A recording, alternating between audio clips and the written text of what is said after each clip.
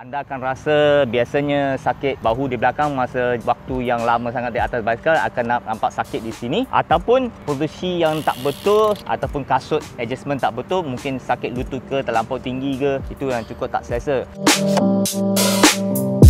Salam semua, saya Sen Siong Hong, bekas pelumba basikal negara. Bersama saya Danny Fang, rakan panjang masa latihan bersama. Saya mewakili negara sejak tahun 1990 hingga 2003. Panjang karier saya memasuki jelajah Langkawi LTDL dah 8 kali, 8 tahun ya. Jadi gemilang saya masa Tamasya Sukan C 1995 saya dapat tingkat emas. 2 tahun kemudian di Indonesia saya dapat silver. 4 tahun kemudian dinilai saya membantu negara dapat tempat 1 hingga 4. Jadi Langkawi kita menangi Pasaran Asia tahun 1999.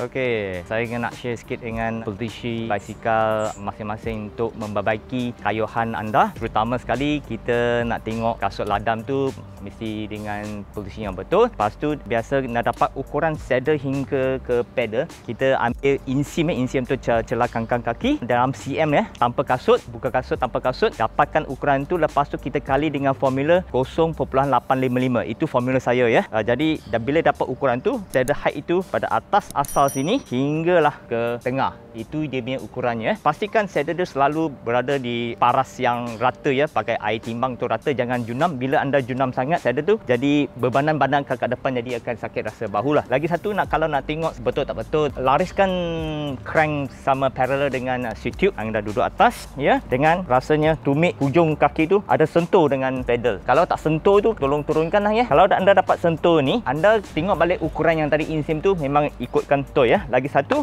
sama ada nak tengok rongan tu cukup tak cukup. Rongan tu biasanya bila anda pegang di atas hood ya, kamu akan rasa tak ada kena ya. Bila siku dengan kaki tu, lutut tu tak kena. Kalau dia kena tu mungkin ada yang tak betul lah ya posisi tu. Jadi ini pun satu setback yang bagus. Lagi satu, panjang stem yang selalu kita susah sangat nak tengok bila anda duduk posisi biasa. Pegang di bawah ya, pegang bawah. Jadi tengok hub pada, jangan intai ya, tengok hub kedudukan di handlebar di mana. Biasanya elok sama ada hub berada di tengah-tengah handle stem ataupun di belakang sikit handlebar. Kalau anda nampak hub depan handlebar, maksudnya terlampau pendek, jadi bebanan badan tu terlampau ke depan, jadi sakit bahu nanti masa kayuhan jarak jauh. So ini position yang bagus. Anda akan nampak posisi saya sekarang ni tak ada laga dengan lutut siku ya. Okay, untuk kasut, memastikan kasut dua-dua belah tu sama. Anda tengok hujung tumit kasut tu dengan chin stay tu, dua-dua belah kanan mesti mau sama jarak ya kan. Lepas tu kasut kalau boleh tu biar dia masuk ke dalam terdekat dengan crank, jadi kayuhan tu dapat mantap lagi.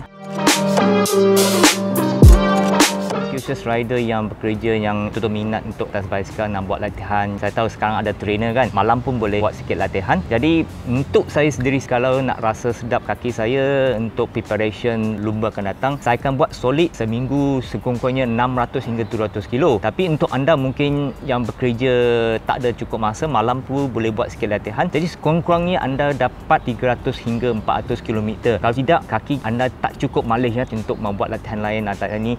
Itu yang sebabkan jadi cramp masa kayu atau masa lumba ya. Ibu bapa, anak-anak anda minat dalam basikal, jangan terlalu bagi pada permulaannya, jangan bagi mereka terlalu mahal basikal tu. Dapat yang second hand pun tak apa. Basikal dalam RM1000 pun dah cukup bagus lah. Macam contohnya anak saya tu yang mulanya dengan basikal 1000 saja, tapi basikal tu nanti akan dibawa kepada anak kedua. Sampai sekarang anak kedua saya pakai. Sekarang mereka pun minat kayu. Jadi ibu bapa untuk anak minat basikal ni, jangan paksa mereka, tanamkan minat mereka sendiri-sendiri. Untuk keselamatan tu, kalau ibu bapa tu bolehlah bawa anak-anak pergi bersia-sia dulu, biar mereka tanam minat dulu. Lama-lama nanti bila mereka dah rasa selesa, ada confidence, baru bawa mereka pergi jauh sikit. Untuk bajet basikal tu, untuk anak tak payah belanja banyak-banyak lah, dalam RM1000 ke RM1500 dah basikal dah cukup bagus lah. Bila anda bagi sekarang yang bagus sekali, tapi mereka tak boleh improve lain kali. Basikal berat tak kisah, bagi mereka basikal mahal, mereka tidak akan value mereka tak value benda tu. Bila habis basikal, balik mereka campak gitu aja.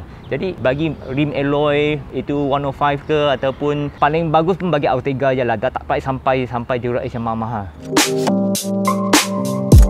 I think my advice, including your son, who's really into the sports of racing as well, and inspired to become a professional rider. That's great. You know, cycling is a great sport for youngsters to get into. It teaches youngsters discipline, and as well commitment. Discipline is very important. But also important, I mean, my advice, even though I managed a lot of professional riders in the past, and my advice is that they still need to focus on education.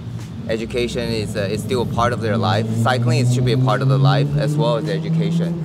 Because I have worked with many great riders, very talented riders, but there's only a certain period that you can ride at the top level. So eventually you will need to finish your career at about 35 to 40. Most riders retire at 35 to 40. Then there's still a big part of the life left, like yourself, that you have to. I still want to fight. I still want to. You can still participate in an amateur event, but there's I prefer the UCI. But you have to manage daily life. So you have to think long term. Of course, it's great to have a goal of become a professional, but there's only probably 1 out of 100 riders become professional level. It is good to have a target and trying to achieve that and give your best. Training, fitness, food, nutrition, that's all great, but also don't let go of your education, your focus on the long term in life.